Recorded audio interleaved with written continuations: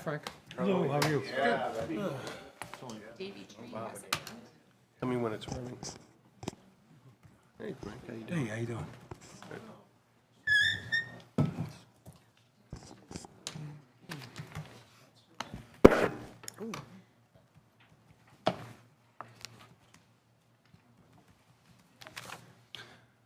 Good evening, everyone. I'd like to call to order the Ravenna City Council meeting for August 5th. We'll start off with a moment of meditation and silence.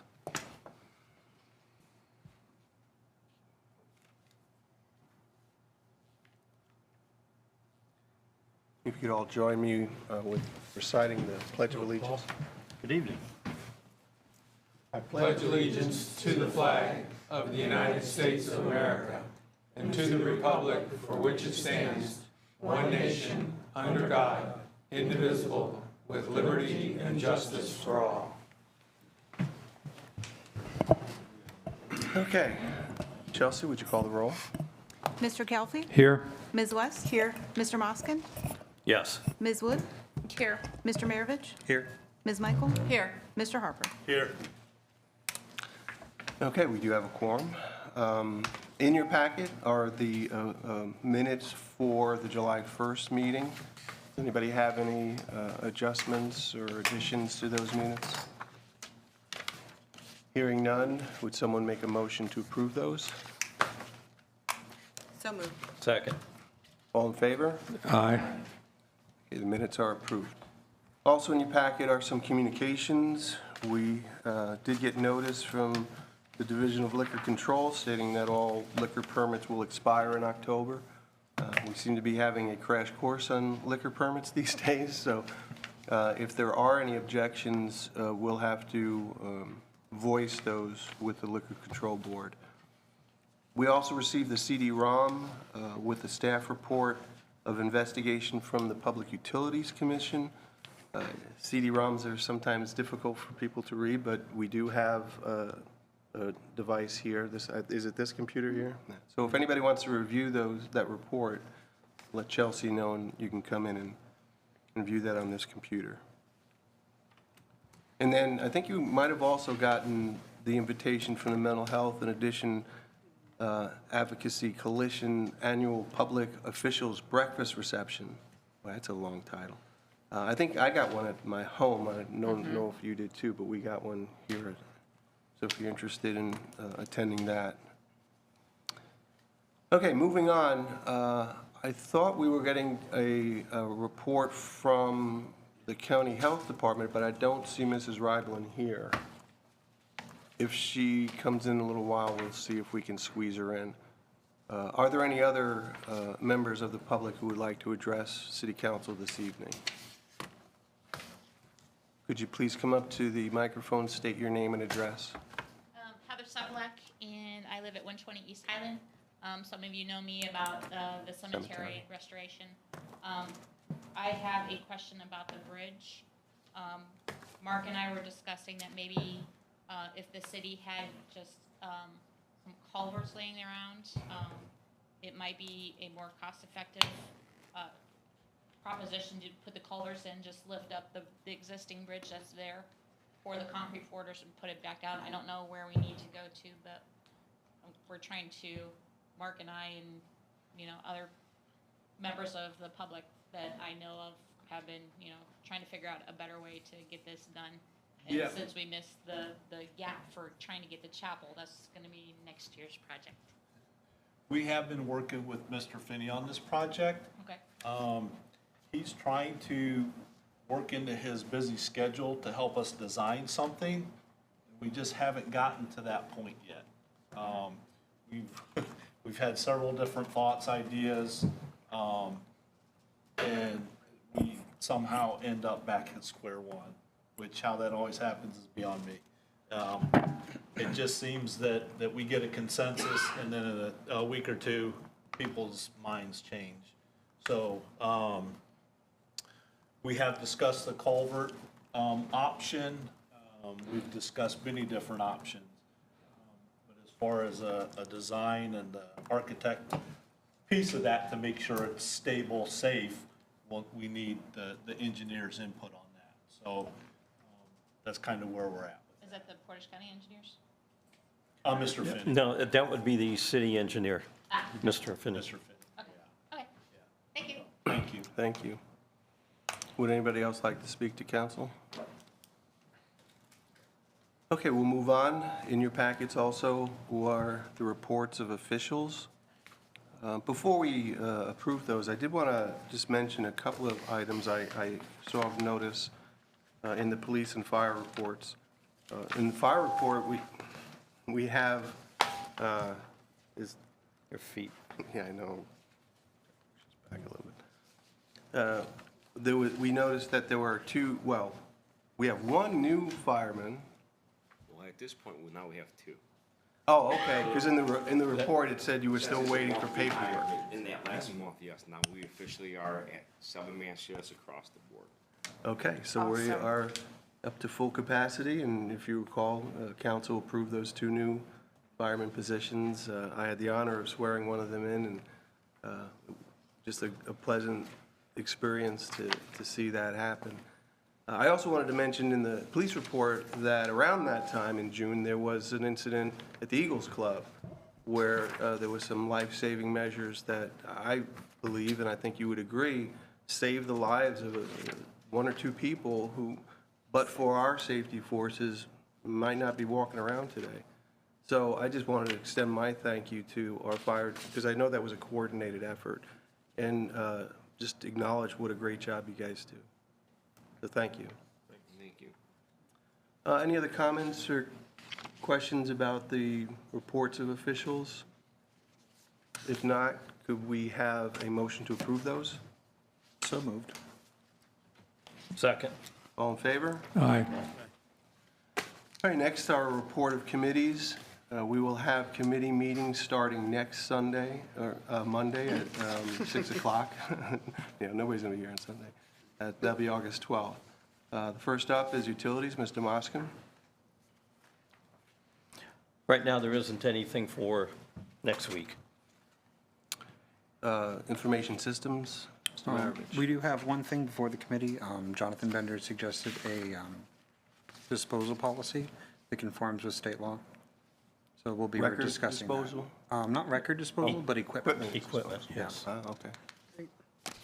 So, just discussion item so far.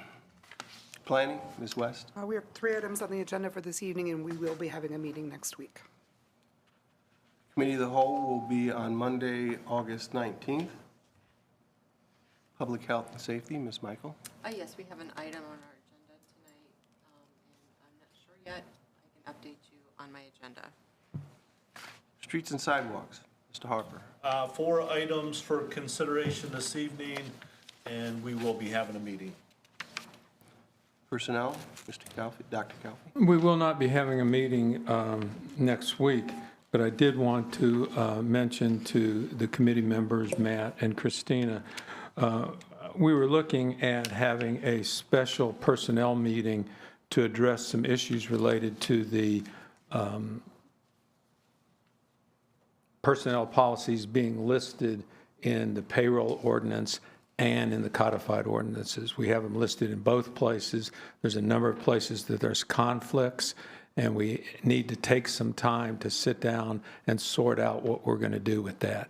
So I was looking 2 Mondays in September that we do not have a regular meeting are September 9th and September 30th. If either one of those dates you're both available, we'll schedule a personnel meeting on that night. You don't have to tell me right this minute, but if I'll check with you after the meeting to see which of those would work with us, unless you have an idea now. Either works. Either works for you. I'd probably prefer the 9th. The 9th? Okay, let's tentative say we're going to do that September 9th, 6 o'clock personnel committee meeting. And Okay. no meeting next week. No meeting next week. Yes, thank you. Thank you. Community and Economic Development, Ms. Wood. Nothing at this time, but to be determined. Cemetery, Mr. Harper or Mr. Moskin. Well, Saturday, they had a good-sized limb come down, but thankfully, the employees were able to take care of that without an outside contractor. We're back to square one with the bridge, unfortunately. It's a reoccurring Groundhog Day theme with that. But, yeah, we're trying to get everybody on the same page and move forward with that. Thank you. And then Parks and Rec, Ms. West. Yep, a couple updates. They, the Parks and Rec collaborated with a few different entities for a wellness event targeting the opioid addictions on 7/18. They did that at Chestnut Hills Park. They've had 2-day bus trips that were very well attended. And then the Parks and Rec Department, along with Mr. Finney and the GPD group, are going to meet to review the preliminary design concepts for Osborne Park. They're presenting that design concept to the Parks Board tomorrow evening. Tomorrow? Okay, thank you. Next on the agenda are first readings of ordinances. The first ordinance is ordinance number 2024-88. An ordinance accepting an anonymous donation to the Ravenna Fire Department in the sum of $1,000 and appropriating the sum of $1,000 in the Ravenna Fire Department and declaring an emergency. Okay, this is from Public Health and Safety. Ms. Michael? Yes, this is just a generous donation from one of our residents, no match required. Pretty simple. Take the money, and we are very appreciative. Questions about this ordinance? Okay, so this ordinance does have an emergency clause. Do we have a motion to approve that? So moved. Second. Oh, I'm sorry, before we do that, is there a motion to waive the 3 separate readings? So moved. Second, yes. Ms. Michael? Yes. Ms. Wood? Yes. Mr. Kelfi? Yes. Ms. West? Yes. Mr. Moskin? Yes. Mr. Maravich? Mr. Harper? Yes. And there is an emergency clause attached to this ordinance. Do we have a motion to approve that? Yes. So moved. Second. Ms. Michael? Yes. Ms. Wood? Yes. Mr. Kelfi? Yes. Ms. West? Yes. Mr. Moskin? Yes. Mr. Maravich? Yes. Mr. Harper? Yes. And a motion to approve the ordinance. So moved. Second. Ms. Michael? Yes. Ms. West? Yes. Mr. Kelfi? Yes. Mr. Moskin? Yes. Ms. Wood? Yes. Mr. Maravich? Yes. Mr. Harper? Yes. That ordinance stands approved. The next ordinance is ordinance number 2024-89. An ordinance authorizing the mayor to enter into an agreement with Ravenna Township, Ravenna School District, Village of Manaway, PMHA, and Maplewood Career Center to develop a salt consortium to purchase salt and declaring an emergency. This is from Streets and Sidewalks. Mr. Harper? Yeah, we've discussed this, the contract's in the packet. The agreed upon price is $46.45 per ton that the groups will pay to use our salt, with an additional 10% surcharge paid at the end of the season. Questions about this ordinance? Hearing none, is there a motion to waive the 3 separate readings? So moved. Second. Ms. Wood? Yes. Mr. Maravich? Yes. Mr. Kelfi? Yes. Ms. West? Yes. Mr. Moskin? Yes. Ms. Michael? Yes. Mr. Harper? Yes. The ordinance has an emergency clause. Do we have a motion to approve that? So moved. Second. Ms. Wood? Yes. Ms. West? Yes. Mr. Kelfi? Yes. Mr. Moskin? Yes. Mr. Maravich? Yes. Ms. Michael? Yes. Mr. Harper? Yes. And a motion to approve the ordinance. So moved. Second. Mr. Harper? Yes. Ms. Wood? Yes. Mr. Kelfi? Yes. Ms. West? Yes. Mr. Moskin? Yes. Mr. Maravich? Yes. Ms. Michael? Yes. That ordinance stands approved. The next ordinance is ordinance number 2024-90. An ordinance authorizing the mayor to approve the purchase of a vehicle lift system in the sum of $54,436 and declaring an emergency. This one is from Public Health and Safety. We seem to be a little out of order, but Ms. Michael? No, I mean, in terms, we usually bundle the committee This is ordinances Streets and together. Sidewalks. Yeah, this me. isn't This is us. Streets and Sidewalks. Yes. That's Oh. not me. Yes. It is streets. It's misprinted on the tracking sheet. Oh, sorry. It sounds like the ambulance thing, but it's not. It's the lift system. Okay. To lift the vehicles. The system is big enough, correct me if I'm wrong, to lift the new fire truck as well, correct? The engine. As far as what I was told, yes. Yeah, Yes. so it'll be utilized by all departments, but be kept at the street garage. Okay, sorry about the misinformation there. Any questions about this ordinance? We have a motion to waive the 3 separate readings? So moved. Second. Ms. West? Yes. Mr. Moskin? Yes. Mr. Kelfi? Yes. Ms. Wood? Yes. Mr. Maravich? Yes. Ms. Michael? Yes. Mr. Harper? Yes. The ordinance contains an emergency clause. Do we have a motion to approve that? So moved. Second. Mr. Maravich? Yes. Ms. West? Yes. Mr. Kelfi? Yes. Mr. Moskin? Yes. Ms. Wood? Yes. Ms. Michael? Yes. Mr. Harper? Yes. And a motion to approve the ordinance. So moved. Second. Mr. Harper? Yes. Ms. Wood? Yes. Mr. Kelfi? Yes. Ms. West? Yes. Mr. Moskin? Yes. Mr. Maravich? Yes. Ms. Michael? Yes. That ordinance stands approved. The next ordinance is ordinance number 2024-91. An ordinance amending the codified ordinances of the City of Ravenna, Title 8, Parking, Chapter 452, Parking Generally, Section 452.20, Prohibited and Restricted Parking Areas, subsection A, by prohibiting parking on both sides of Park Avenue at all times. Okay. This one is also from Streets and Sidewalks. Mr. Harper, before you begin, though, I think we need to make some corrections to this ordinance. The actual chapter and section number should be 45221. That's the section that lists the different roads and streets that have prohibited parking.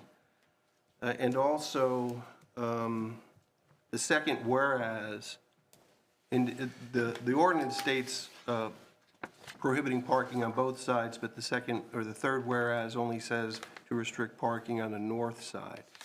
So we need to make some adjustments there.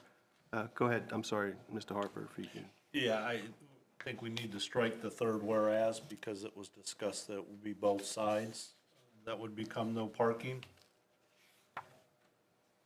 Okay, well, this is still in the works. We're gonna stretch this out to 3 readings, and I assume nobody's going to make that motion. And then we plan on having a public hearing.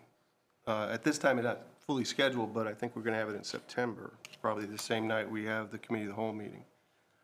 Now, I wanted to, if you're okay, Mr. Harper, I'd like to make a few comments about this particular ordinance. So, I've been thinking about it, and I do have some concerns about restricting parking on both sides. Obviously, we've had this street with parking allowed for, I guess, for as long as the street's been around. I don't know that if there's ever been prohibited parking there. And now, I appreciate the fact that residents have come forward to raise concerns, but I do believe it's the council's decision what the right solution is. And I'm not convinced that prohibiting parking on both sides is necessarily the best solution. And one component of this would be the enforcement of the parking. So I've talked to the chief of police, and I'd like to ask for him to weigh in on what he thinks an appropriate solution might be from the perspective of the police department. So, looking at typically, the restriction on both sides is for very busy streets like North Freedom, Cleveland Road, Prospect, Riddle, Diamond, Highland, that have a lot of traffic going down the road. And, you know, I've driven up in the neighborhood. It's not a main thoroughfare for most of the city, so it is a quiet road.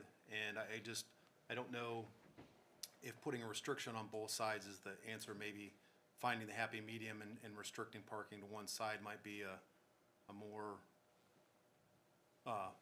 because it seems to be, unless I'm wrong, it seems to be one person that is the issue or that is causing the parking problem. Is that correct? Yes, you're absolutely correct. So the thing is, if they move and then we want to allow parking again, or somebody wants to park, then are we going to change the ordinance again to accommodate that? But, we do have things where we do allow people to park, but those are only for certain times, like if they're having a party. So if we restrict both sides and then somebody asks for a variance, then the person that's living there might have a valid complaint if their people are allowed to park on the road and they're not. If the people get a variance and get a parking, you know, or allowed to park, and they're not allowed to park at all, they might have a complaint come here, and then, you know, we would be revisiting the issue again. So, you know, I looked at it, and like I said, most of the roads that that are restricted on both sides are very busy roads that don't have parking on both sides. I live on a road, and, you know, it's narrow, just like just like the road up on Park, and we do have parking on one side, and, you know, people, you know, if it's an issue, it's a traffic calming issue, people need to slow down, right? I don't know how many people actually are driving up in that neighborhood that would have, you know, the flow that we would be concerned about. They should be driving slow anyway through the neighborhood. Well, thank you for that input. I don't know if, we'll have plenty of time to discuss this, and we will also have the opportunity for residents in the area. Clerk will send out notices for that public hearing so they can weigh in.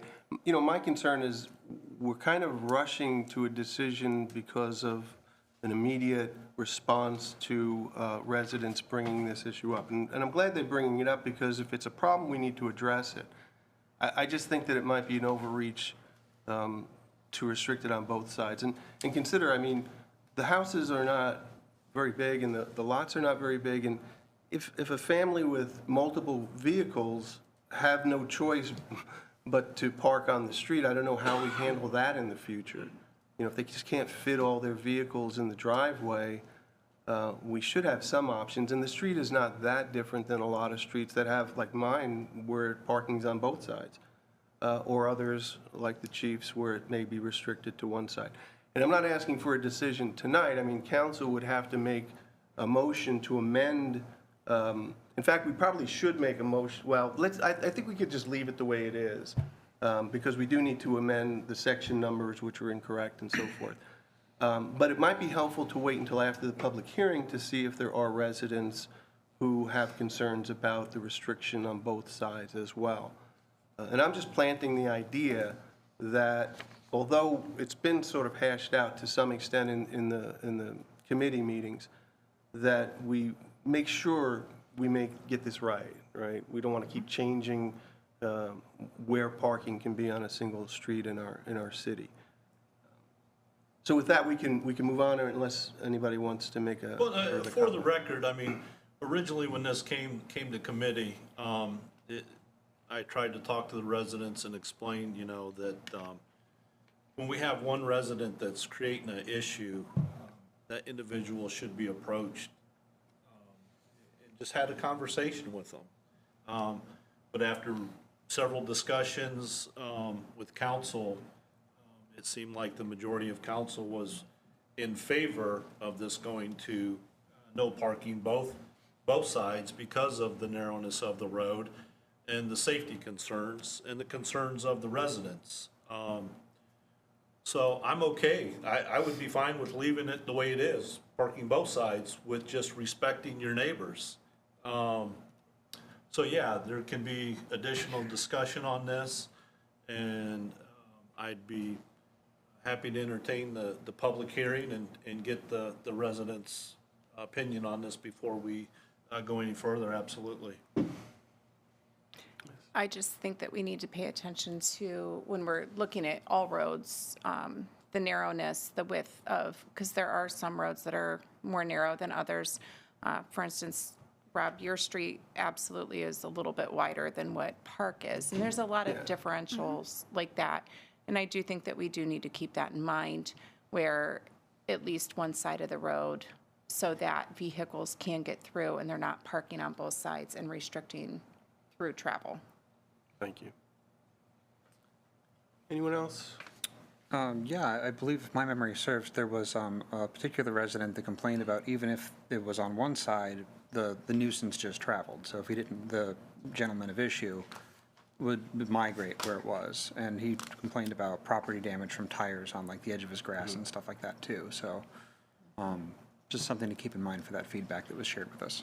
Yes. I do believe that the owner of the home was at the meeting last week. And because the house that we're complaining of, yes, is a rental property. So the owner was unaware of the situation and did plan on talking to the renters. tenant. Yeah, the tenant, couldn't think, sorry, about the problem. So hopefully, I'm in favor of doing what's right.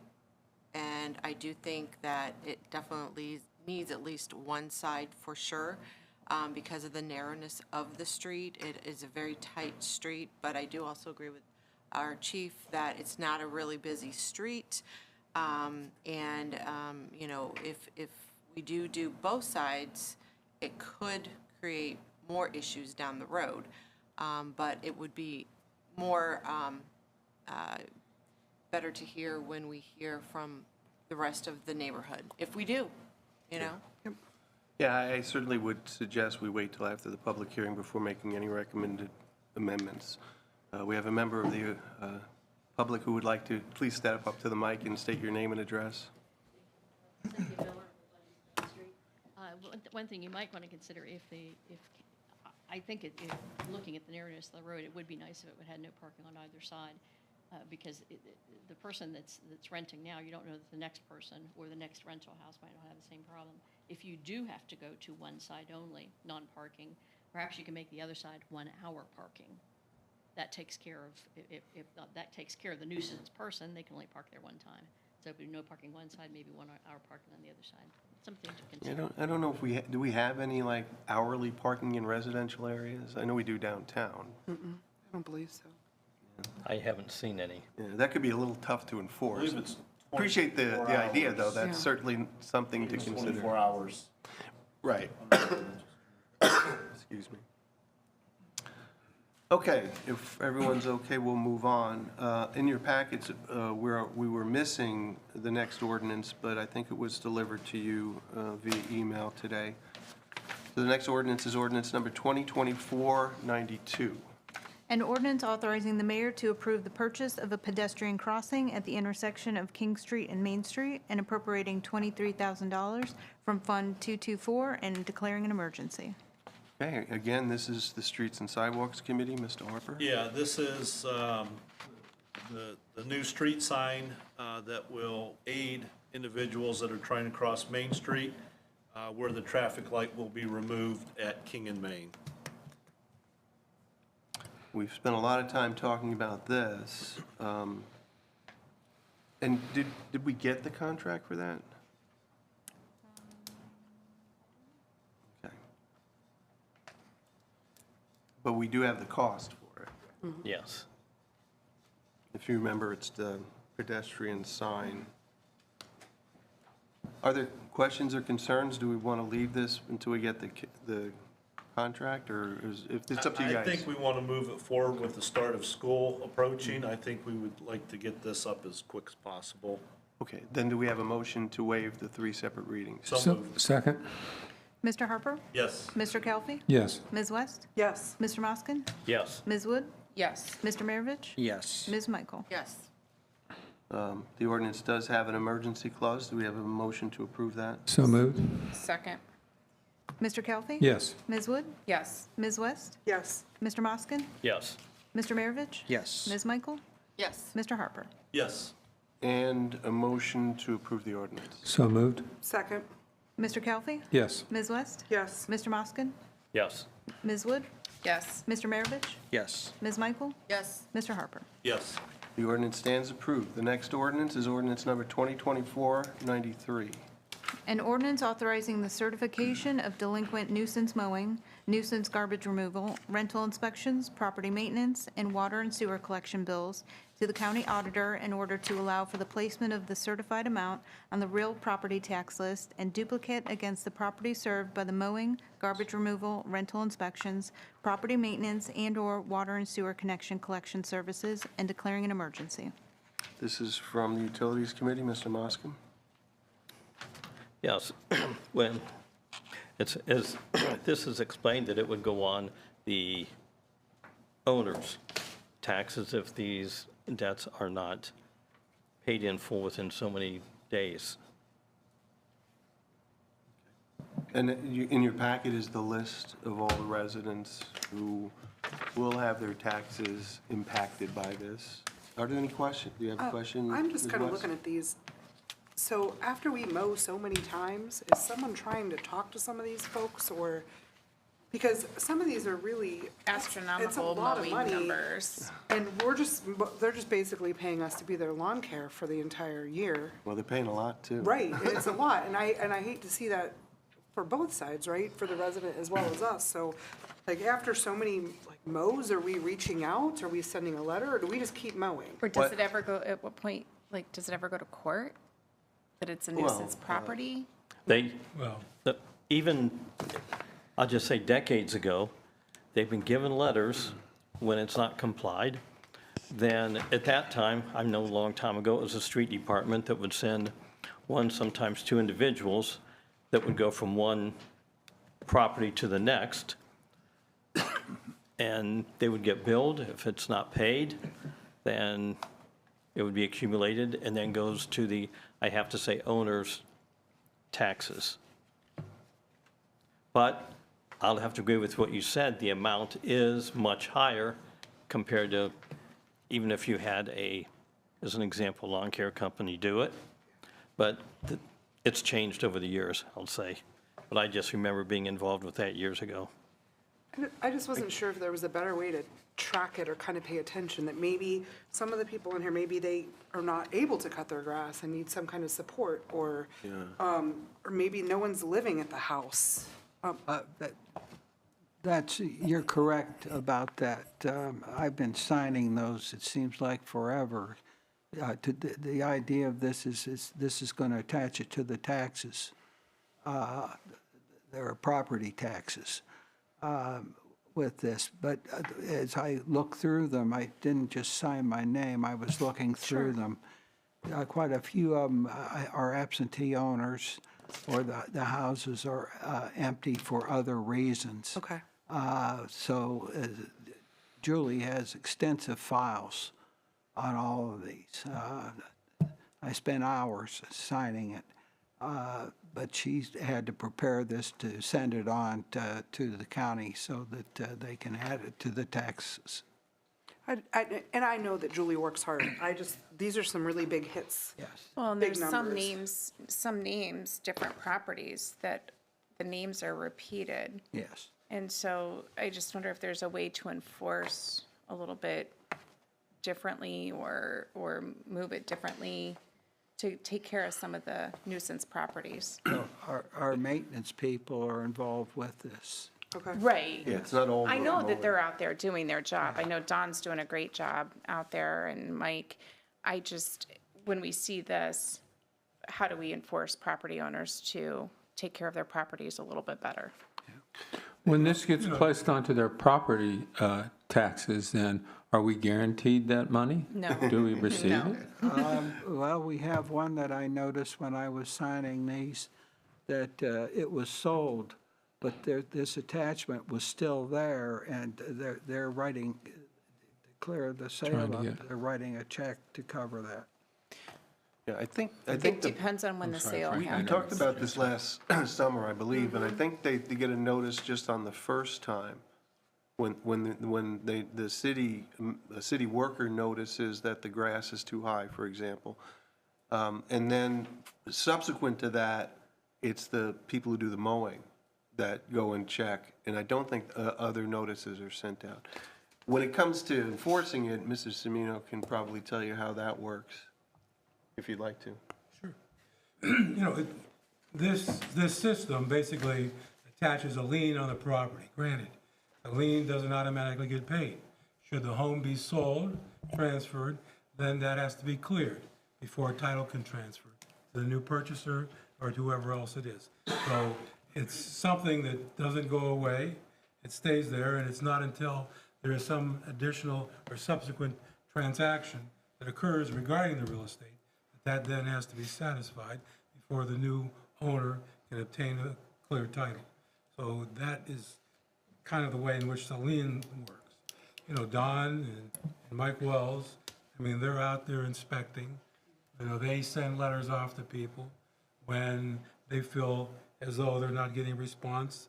They then refer it to me, and I then send a letter initially, and then if they don't respond, we'll file an action in court to go ahead and enforce the code, the codified ordinances. So that's the procedure that we follow. And, you know, I agree. I think, you know, Don, you know, has a lot of patience with people, trying to get them to work with them. And I think, you know, I have more contact with Don than Mike, but I know Don sends me these once he becomes frustrated with not being able to get something accomplished, and then is when we do file the court action. Court action then brings about a hearing before the court seeking to enforce the ordinances. And the way it basically happens is that, you know, once we're in court and the judge makes a finding that they are in violation, the court will then assess a penalty of $100 a day. And that stays in place until whatever the requirements in our code have been met. So some of these places do have, you know, a larger sum of money against them. You know, we've now been being a little bit more concerned with the amount that's, so what we're doing now is probably about, you know, every 10 months or so, going back to the court and asking them for a judgment against the property, which will then also be a lien against the property, in addition to whatever grasses there may be. $100 a day would be a pretty significant penalty after a 9-month, 10-month, a year time period. So we're trying to keep up with it so that these issues of somebody selling the property and perhaps just grasses or something like being the lien, we're trying now to move into a situation where there are more significant liens against the property that the city has. So that's where we stand. Thank you. We have a comment from the public. Clifford Soto, 464 Woodland Street. I live 200 feet from probably one of the, if not the biggest abuser of this. There's ordinances on here. I've screwed with this for 12 years. We finally got them to move a car. Frank did his job, and we went forward on it and finally had to be towed away. We have to mow there. This man will not, he's not interested in mowing his lawn. We need to enforce the ordinances and stop this. I don't care what it costs. I don't care how much they're being billed. This is about an ordinances on the books, and I've always talked about it. Ordinances are put on there, but nobody wants to enforce them. They're enforcing it. Let them enforce it. Please understand, I am not saying I don't want them to enforce them. I'm asking, just asking why we got to this point. Like, because there's some pretty high numbers on here. That's just why I was How they asking. got to the point is they won't mow their lawn. They don't want to. I offered to mow this man's lawn 13 years ago for free. And he said no. This man went out and bought a brand new lawnmower, had it delivered in the crate from Lowe's, and it still sits there 10 years or 12 years later. It's never been taken out of the crate. The house is a mess. It makes the Munsters house look nice. As my councilman says, it is being reclaimed into the our city park, Havers Woods. Some people don't know the house is there. It's being reclaimed. This man is not going to fix it. He's not going to mow it. So that's why it costs so much. Bottom line, some people just don't damn care.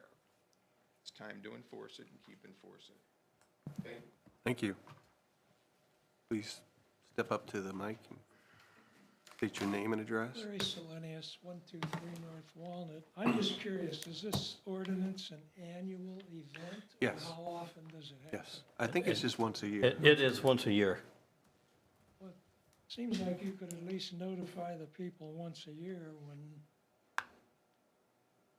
this bill is calculated. Yeah, I don't know if there's a notice at this stage, but certainly they've been notified many times up until this point. The letter's sent. Yeah. With that, because Julie, I saw them in every packet. It tells them where they can go to pay the bill and how much it is. Thank you. I don't think it's a matter of notification. I think these people know. I just feel like we need stricter enforcement. Yeah. And not, and I'm not saying that we're not, that our guys aren't doing their job, they are. I think as a council, we need to come up with ways to. So maybe what we should do is review at some future committee meeting, utilities committee meeting, what the ordinances actually say, and maybe there's things we can do to speed things up, because I think the problem is they linger, and then those amounts Well, and just it's go not just, skyrocket. it's not just mowing the grass. It's Right. property maintenance and. Yeah, I know, it's not well, okay, so then, yeah, maybe planning too. I'm coming from a full property maintenance. Right. That I feel like we should Yeah. have stricter enforcement on. Yeah, I think I think it is the job of council to look into what the ordinances actually say, and maybe there are some built-in things that we can improve that will speed things up. Didn't I do that with the trash can ordinance? Well, that's a good I tried. example. That's an example. Okay, any other comments or questions about this particular ordinance? The only other thing I would say is that, you know, we have absentee landlords. People don't even live in the state, own properties in our city. And, you know, to me, they have a sense of being abusers of what's going on in our city. And the idea that there's larger amounts of money or they don't pay attention, I mean, it's just the way they handle their business. I mean, they're not, you know, some of these are obviously, as Cliff said, people who just don't give a damn, right? And they're not gonna do anything, no matter what you do. $100 a day fine for them can be meaningless, because it's not going to be something they're worried about paying. So the idea that there are, you know, issues where the fines or the monies add up, to me, it's just more a matter of them not being swayed by the penalty that's involved. And the only other aspect of that is that, you know, we can reduce some of these amounts to larger sums against the properties, but again, they may be getting rental income from it, and they don't necessarily care about trying to take the steps that are necessary to resolve the maintenance requirements that our code enforcer that sets out. Some of these names, people are passed away as well. They're names I recognize that they're no longer alive.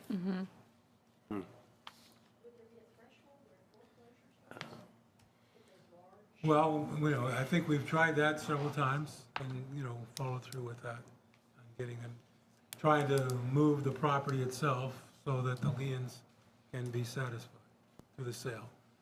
What happens, unfortunately, is some of these times, these properties have lost the amount of value that, you know, would be able to satisfy what's outstanding.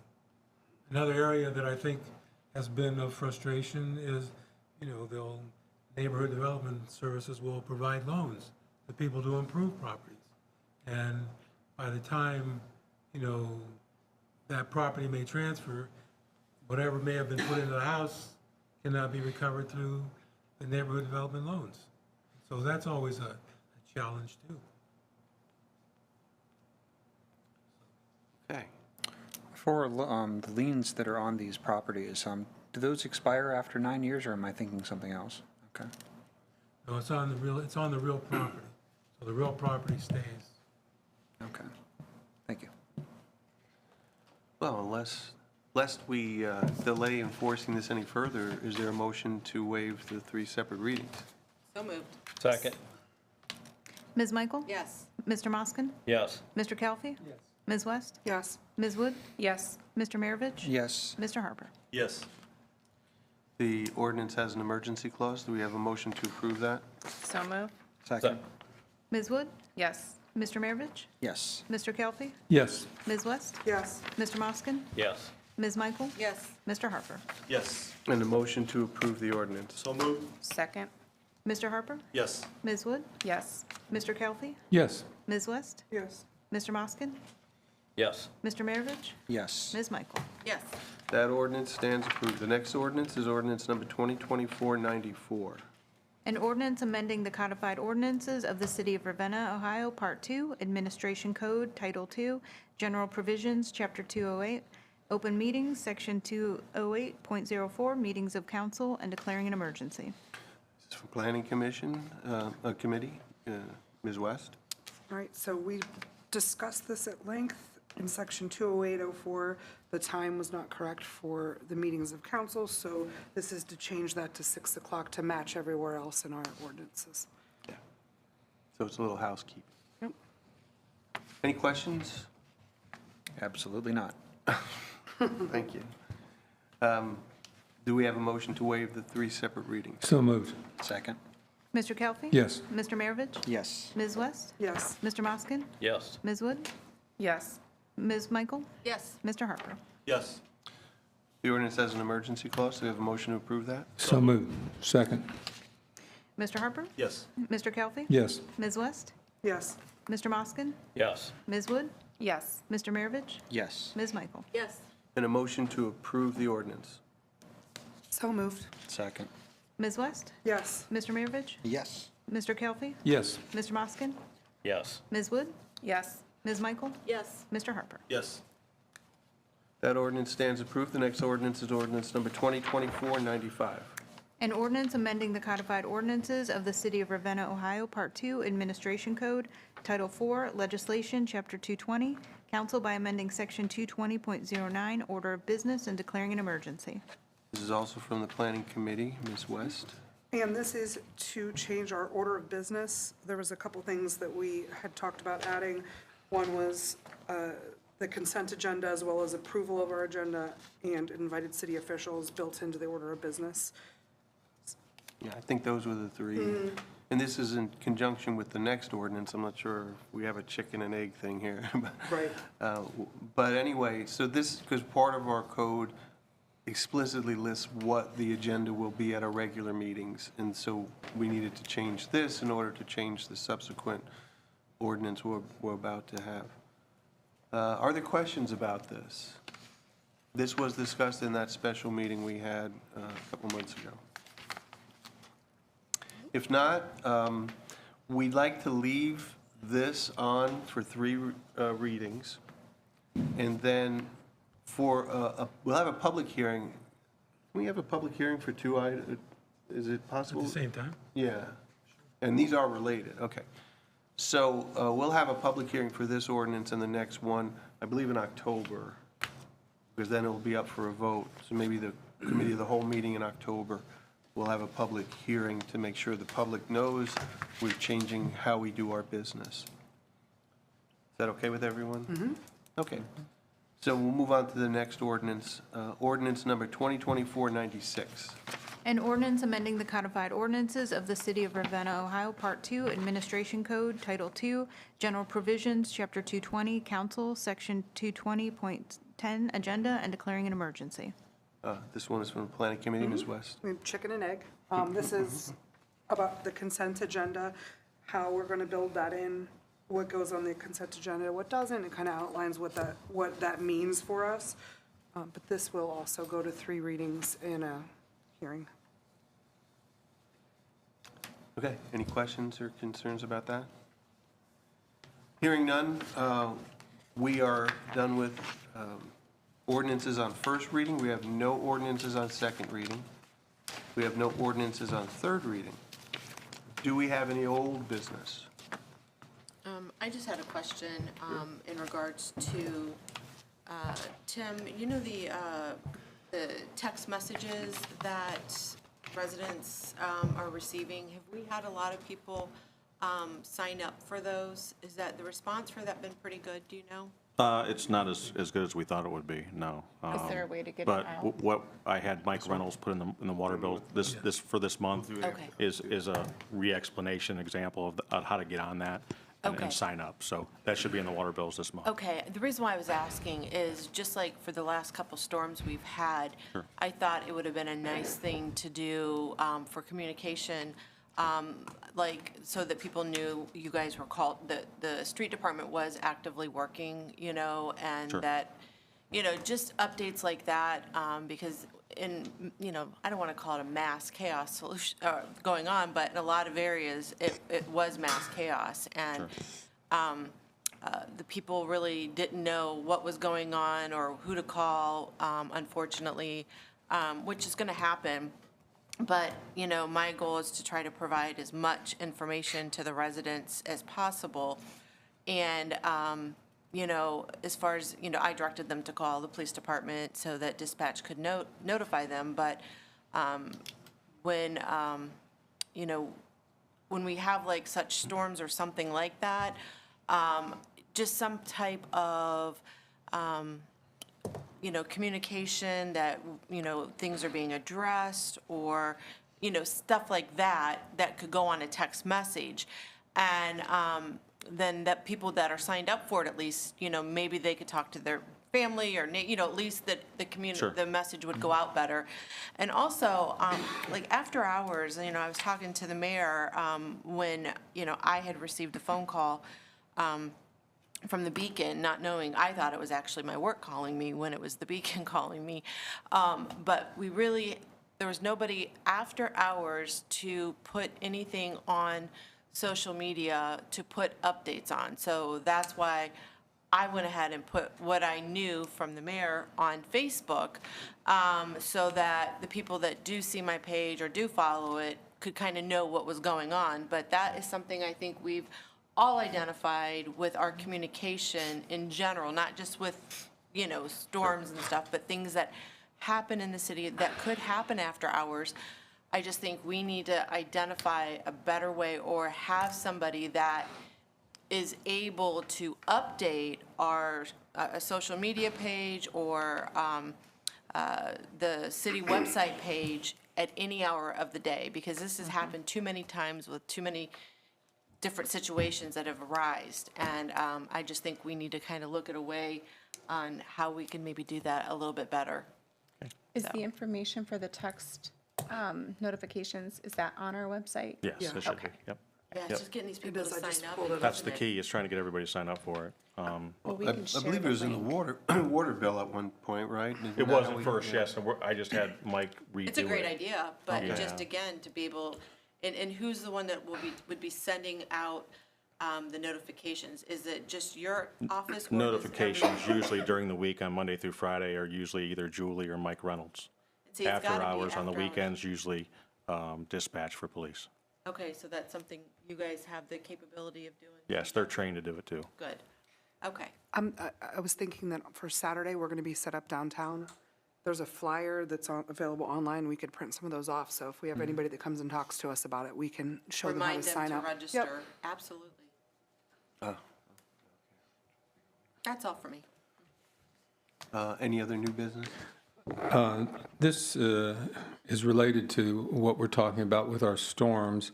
As you all know, we had this huge torrential downpour on Saturday, 2.5 inches in an hour's time. And the resulting flooding, I'm sure, was in many parts of the city. But in Ward 4, we were especially hard hit.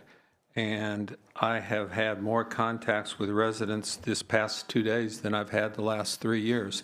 So that's a bad thing, I think. Right now, this is a list of residents that were flooded on Riddle and Woodland. And we have 13 people that had flooding in their basement, ranging from an inch or two up to 30 inches.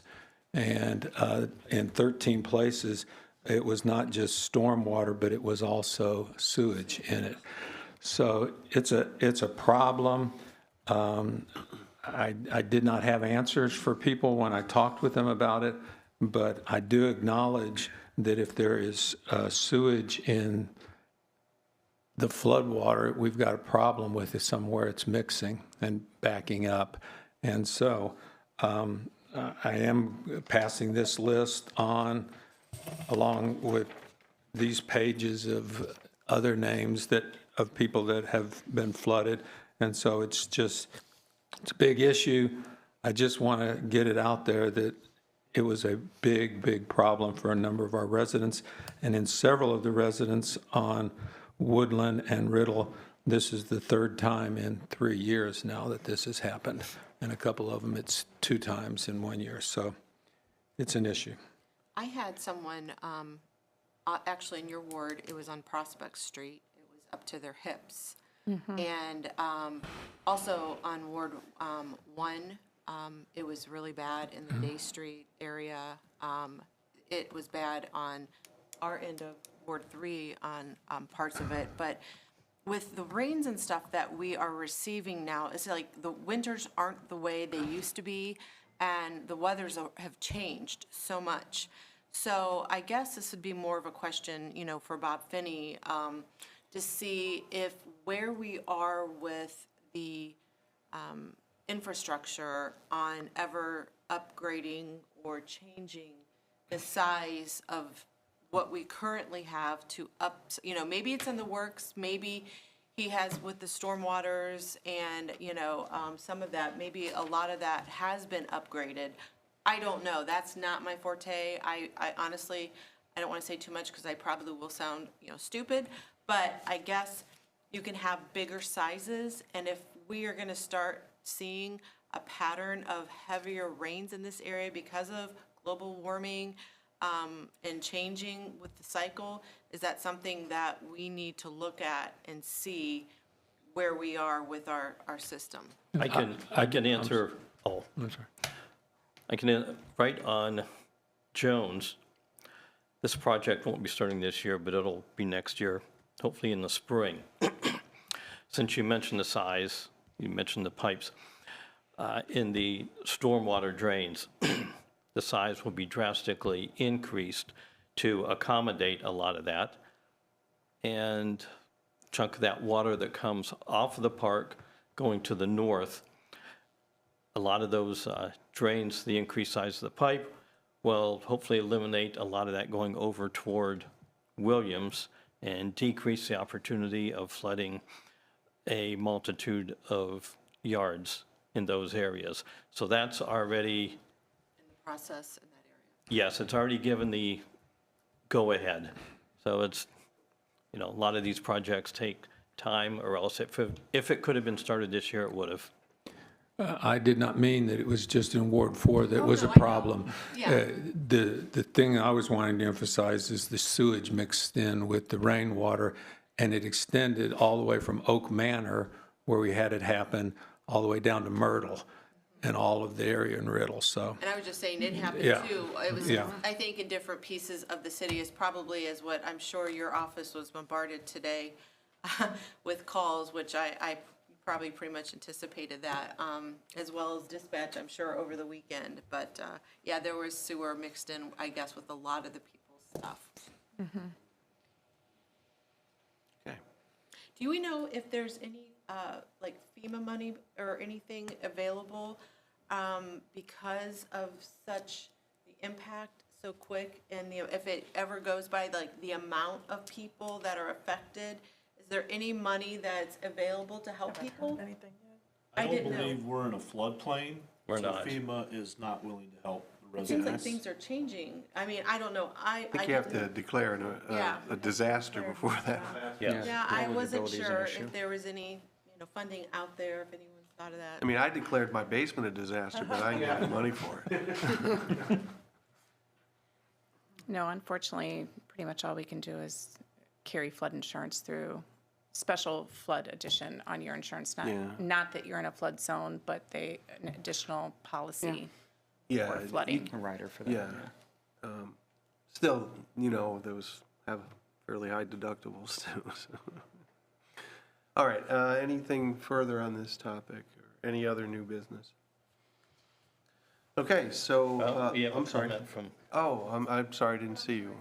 Please come up to the microphone. Yes, this concerns what Cheryl was saying, Cliff, and it's going back to that foreclosure thing. You're getting to 2 or 3 mowings. Can you put a trigger there to look at foreclosure instead of waiting until it's tens of thousands of dollars? I mean, can you make a lower trigger to start looking or notifying them of the potential? I mean, you have to reach a certain level before you can make sense out of doing a foreclosure.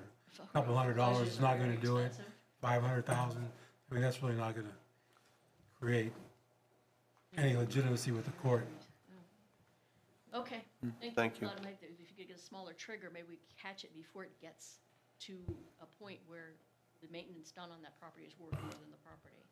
Well, the only thing is, there's always court costs involved in anything you do. Court costs, filing fees, time, that's involved, and, you can exceed $1,000 or whatever it is without a whole bunch of. Calculation, Yeah. what that Well, costs. okay. I think we are trying to do that, get the judgments on the fines on a more, I wouldn't say frequent basis, but over. More regular? Not as long a period of time, trying to shorten that. That's egregious. Thank you. Okay, we'll move on. For my remarks, I'll be fairly quick. I did want to mention that City Council had the great opportunity to visit with LG Chem, the facility there, on July 25th. It was a really, really great experience. The facility is top-notch, great spaces. We got to meet some of the employees there, and some of them were local people. They maybe not living in Ravenna, but, graduating from the University of Akron, and just really an educational experience, learning what they do and how they do it. But the facility itself was just mind-blowing how wonderful it was. And, as council members and officials up here, we do this in a very sterile environment. People come to us and they ask for tax abatements and other kind of technical issues. But we sometimes don't recognize that it's a real live business and people are there. And when you experience that in person, sorry about that. My watch is telling me to be quiet. It's eye-opening, and I'm really grateful to LG Chem for the opportunity to visit with them. And the only thing else I'll say, and maybe others will in their comments mention this as well, but I was very impressed with their safety and cleanliness and all those other factors that sometimes we worry about when a new industry comes to town. So very impressed and very grateful for the visit. We have a very exciting week ahead of us, and hoping that it doesn't get interfered with the weather, but we have the Octane Nights cruise in on Wednesday, which will bring thousands and thousands of people to the area. And then on Saturday, all-day concert downtown, Ravenna Rocks, sponsored or arranged by the Chamber. I hope we all come out. We'll be there. City Council members will be there promoting the 225th anniversary. So with that, we'll start with Ms. Wood on this evening for remarks. Thank you. I'm just going to add on to the exciting fireworks that we're also having on Saturday night, first time in many years. And also, again, bringing more attention to the Pocket Park that is almost complete and looks absolutely beautiful. And I want to thank NDS for making that possible. And that's all I have to say for tonight. Thank you. Ms. West? Yes, a couple things. On August 13th, the Friends of Ravenna Schools is going to be having a meeting to educate people about the levy, what we can do to help support the levy, to help understand the levy. So anyone that's able to attend, that would be something important. We all know that our schools are everything in our city, and we really need to get this levy passed so that we can get our kids what they need. Also, Ravenna Rocks, we're continuing to celebrate the birthday of Ravenna. At Ravenna Rocks, we're going to be setting up a booth from 11 to 4 and handing out free snow cones, handing out some swag, being available. And it's not just council. We have some city employees that have stepped up that are going to help do this as well. So it should be pretty fun. So come out and see us at Ravenna Rocks and get a free snow cone. Oh, what was the date and time for those school levy issue? School levy is August 13th, 6 p.m. at Ravenna High School. Community. In the community room. Yep. Community room. Okay, thank you. Dr. Calfee?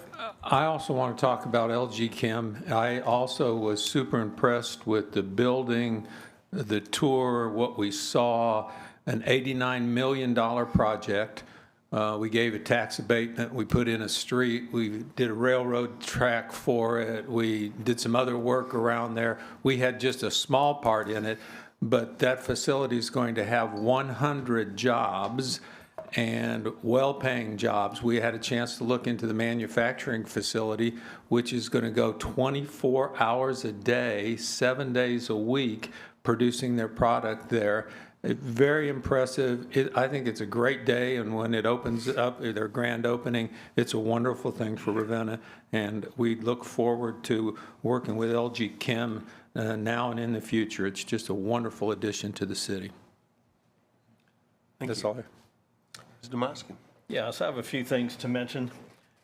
Pertaining, the first thing I'll mention, there were a couple employees from the wastewater treatment plant on Saturday that were busy going from one lift station to the next to make sure that they were operating properly because of the rain flow in a short amount of time. So that was a huge asset. Without them doing that, there could have been problems. So they were on top of those things very quickly. And I wanted to mention at the water treatment plant, it was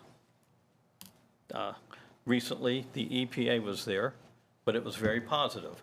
The EPA has some new employees. There were approximately 35 EPA employees that were there. They were at the APCO building for a luncheon and a little meeting there. Then they went through the water treatment, when I say facility, the whole grounds to see what it was like, because it's one of the different facilities that treat, say, surface water, lake water, and they found nothing wrong at all with that facility, inside or out. They were extremely pleased. I believe it's a very big benefit when the EPA is extremely happy and can't find anything wrong in the slightest with something like that, since it's so essential. And then it was commented already about the street department out on Saturday. I want to commend Mr. Drum for coordinating that, the assistant.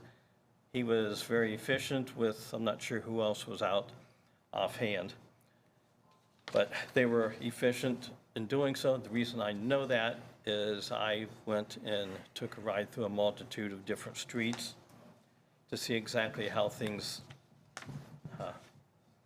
were doing. Flooded areas, ones that actually had no water sitting. Well, that has a lot to do with the grade. And then I noticed myself that I know that in certain places where there were ditches, if they were maintained, the water would have been flowing better than it was and being diminished sooner. I know ditches haven't been maintained for many, many years. The reason I know this is when I was there, it was a regular program. And the only reason I'm saying that, when these ditches are maintained, even when we have much less rain flow, you know, that you don't have water going up and overflowing on streets. You don't have these things.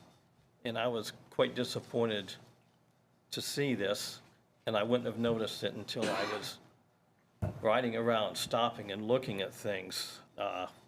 When I say I was walking through water, of course it was very shallow, but still it was disappointing to know that if these things were maintained, things would have been diminished and not so drastically high. And it wasn't a good sight, I'll say that, since they're not maintained. I'll leave it at that. Thank you. Mr. Maravich. The LG Chemical Tour was incredible. Let it be known that we have an electron microscope that lives in our community. If you're not familiar, you get to see atoms. We didn't get to see atoms that particular day, but the amount of science, technology, and employee protections there, I think that's an incredible investment in both the community and both their own company for their well-being of their employees, and that's fantastic to see that. So, looking forward to their hopeful successes. That's all I have today. Ms. Yeah, Mike? all I have to say is LG Chem was amazing, and I'm very thankful that I had the opportunity. Thank you for arranging that, Rob. I really am glad that being involved in it for so long, we finally, were able to see the finished product. And I think that Mayor Seaman and Dennis and everyone that has worked so, and Bob, I mean, the amount of time that it took, and we almost didn't get it many a times. There were things that, happened, and people don't realize the behind the stories that took place to get that there, and the hard work that happened to get that facility here is so huge, when they could have went anywhere else, and they came here. And, we do have so many resources here that people just don't realize the location is huge for them to come here. So I do see a lot of positive things moving forward. The high-paying positions that they have, as well as offering a nice scale of options for other jobs. And it does seem like it's going to be a wonderful place to work. Safety is top priority, and the clean facility, I know it's new, but their standards, you can tell, are very high. And I think we're very lucky. So thank you. Thank you to everyone for making that happen. I had one other thing I remembered when you were talking there about LG Chem. When they told us that this is their first manufacturing facility that LG Chem has put in the United States, and they put it in Ravenna, Ohio. LG Chem, worldwide company, first manufacturing facility in Ravenna, Ohio. Something. I'm sorry to interrupt. No, I'm glad you did. Yeah. Thank you. And just for the clarification, Dennis West deserves not just the accolades for spearheading the movement to bring him to Ravenna, but arranging our visit. So. Okay, yeah, sorry about that. Thanks, Yes. Dennis. Mr. Harper. Yeah, I'm sorry I missed the tour, but I was on a much-needed vacation. And after the rains this past weekend, I think I'm ready for another one, as most of us are. But yeah, I wanted to, I've met with many individuals, homeowners, business owners. It's sad that we can't do more to stop this at this point. I know Mother Nature throws some curveballs at us, and we do our best to deal with that. But as Amy touched on, the infrastructure of this community was built a long time ago, and the layout of this community's changed a lot over the years. And I don't believe our system is capable of handling the type of storms that we have now. They're becoming more frequent. These things used to happen every 20 years, maybe 15 years. Now they're happening several times a year. And I don't want this just to end here tonight. I think some sort of audit or something needs to be done on our storm system, because there's multiple areas throughout the city that just could not handle the amount of water. I think years ago it was adequate, but I think, again, with new construction and whatnot, our system's just not adequate. And I don't think that's fair to our residents and businesses who choose to take residence here. I'll just circulate some pictures real quick of a business, a local business, that dealt with some severe flooding. And I think we owe it to these residents and business owners to take a hard look at this with the engineering department, the street department, do some kind of, again, audit, and see what we need to stop this from happening to our residents and our local businesses. So I'd like to, that to be on the agenda in the near future. I know it's something that's not going to happen overnight, but if we can find a need and a reason and a cause, just like building the new city building, you start at square one and you go from there. But there's definitely a problem, and it definitely needs addressed. We owe it to the residents, so, thanks. Thank you, Mr. Harper. Mayor Seaman, bring us home. Well, that's a tall order. But we had people out working hard when this occurred, and they knew where to go and what to do. I think that the employees that we have in the street department, the water department, the wastewater plant, people didn't have to be called in, they showed up because they knew that this was a big deal with this. I agree with you, we need to look at it and we need to isolate, especially where we're getting the mixture of waste water compared to the storm water. The two should not be together. There again, it goes back to old infrastructure that allows that to happen. I've had it happen in my house. We had water in the house, and I'm not blaming anybody for it. Had a new roof put on, and I've got a leak in that, but it was put on in December, and it didn't leak till that storm hit. So there was a little extra oomph in that particular day. We are going to spend some time chasing down just what you said to try and isolate where the problems are. I too drove around town, and now when I went in the afternoons, it was not obvious like Day Street, which you know people on Day Street, but just driving around by that time, that was pretty normal with it. But this is one of the things that we need to work on. We've got a number of things that we need to work on. We have to keep in mind they all cost money, serious money with that. I've got a longer list than I normally would have, but some of you guys already covered it. One of the things that helped get LG here, we made them a promise that we would not hold them up. And it took some action from a lot of people because we really, when it came to the electric grid, we had a problem. And we went as far as we needed to. Ultimately, we sent a letter to the governor. And 3 days later, there's 3 people from the electric company sitting in the room over there. And then things started to fall into place so that we did not hold them up. Why is that? We're not allowing them to get away with anything unusual or improper, but we have our own engineering department, and stuff does not lay on a shelf. They get after it immediately.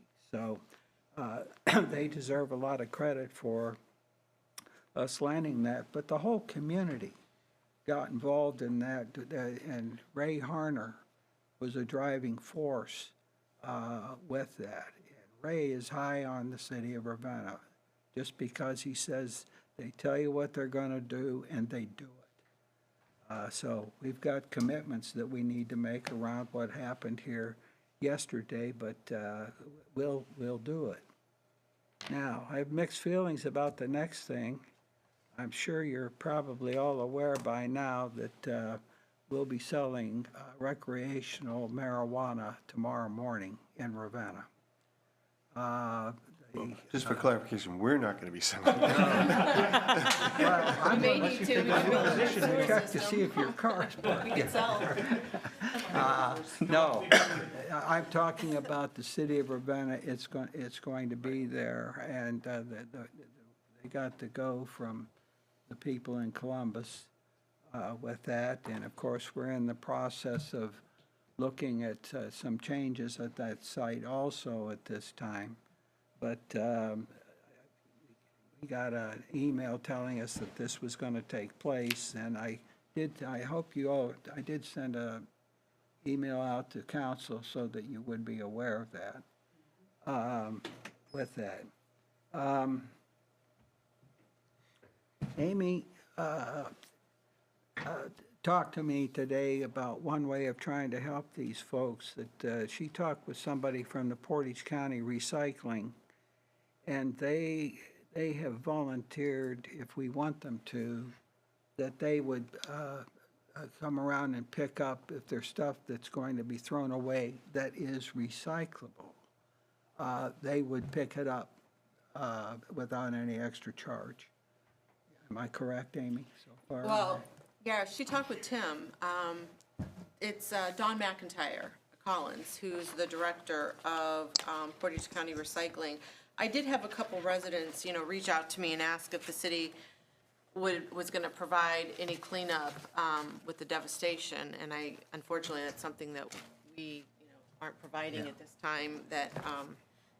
But I was trying to think outside the box, like what, could we do to help a lot of these residents? Because if, the trash in their basements, in their house to help them get rid of, because I'm sure the financial burden on some of these that don't have homeowners insurance, that it was a rental house and are in a very, very bad financial situation. I know personally, if something like this would happen to me, how I would feel. So Dawn had sent me some stuff. I talked with her over the weekend, and she had also talked to the township as well. She reached out to them, and I think she was going to try to help them with the devastation, I know, at the trailer park out there as well. And I know, some of the, we're already contracted with recycling. So she had sent a diagram, and she said that, such as there's like appliances, household items like boxes, cleaning supplies, cardboard boxes, electronics, computers, radios, stereos, air conditioners, washers, dryers, all of that they can take. So I'm trying to find here. See below, it would not be curbside like below unless we were really able to separate dates. If we were able to separate the dates, we could use dumpsters and have ward cleanups with dumpsters being manned, by them, so we do not receive trash or construction debris. If you scroll down to the bottom, it shows the residents, how the residents would separate the items. So there's different ways. She said it's something that, she could talk, if you guys were interested, to see what options that she would talk with you guys about it. I don't know where you guys are, what you feel about it. I was just trying to look at what could help some of our residents in exposing, get rid of some of these big products. So that's where it was. Well, our concern as we look at this is a possibility is that the stuff that they put out that they will not take, then how do we clean that up with that? So we'll have more discussion on this. And, yeah, this would be something I think probably sooner than later, just because of the stuff. I think we're going to start seeing stuff sitting outside. Yeah, because especially if people have, sewer in their basement, and, some of this stuff is going to start rotting, they're going to need to get it out of their house. Yeah. So, but Dawn just said, she's I think gonna do it with Ravenna Township. They do use her a lot for a lot of this stuff, and it's a free resource, so I don't know. Thank you. Some good due diligence. Tried. Now, going back to the LG Chem and what we've accomplished, the thing that's in our way right now from getting more people to come is we have no land. So it's very important that we sit down with the township and get a JED put together so that we can both grow with that. So that's something that Dennis is going to be working on, as well as myself, with that, because I get stuff all the time from NEO here in Northeast Ohio about projects that people are looking for, but they're looking for 30 acres. They're looking for 100 acres. we don't have anything like that within the city limits. We were fortunate, that whole area up there, and we had a site ready. When they came to call, we were prepared with that. So, I tell you, the rest of you guys have covered this pretty well. The car show, the fireworks, we have a meeting tomorrow on that to solidify that. With that, we may need some volunteer help on the outer ring, because people cannot be in the inside, and this is going to be across from McDonald's on Main Street, and Patsy's Bar on the other side, but they will not have access to park there. That's part of the area that you have to have clear. So the police department's going to have an officer or two to help us out with that perimeter, but probably because it's going to be dark and that's not a well-lit area, we're going to need some additional people, and it will be marked off with tape just to tell people you cannot go inside. Now, once they get started, it's a 10-minute show, so people aren't going to be tied up forever. But the place we want them to view from is from where the band areas are, up there. And that's, hopefully we want to keep them up there. Mayor, is the fireworks, are they for Octane Night or are they for Ravenna Rocks? Ravenna Rocks. The fireworks is for Ravenna Rock. Okay, I just want to make sure. No, the Octane Night did have it 2 years ago, but it was donated at the time. But that caused problems. That's kept people here longer than they should have. It had to get dark. And a lot of the folks that have these cars are elderly. They just can't see well at night. So Trish was the one that stopped Okay, no, I'm just fireworks curious. at that. So that's all I have right now. Okay, thank you very much, Mayor. Well, then, thank you, everyone, for staying through the meeting. Can we get a motion to adjourn? So moved. All in favor? Aye. Thank you.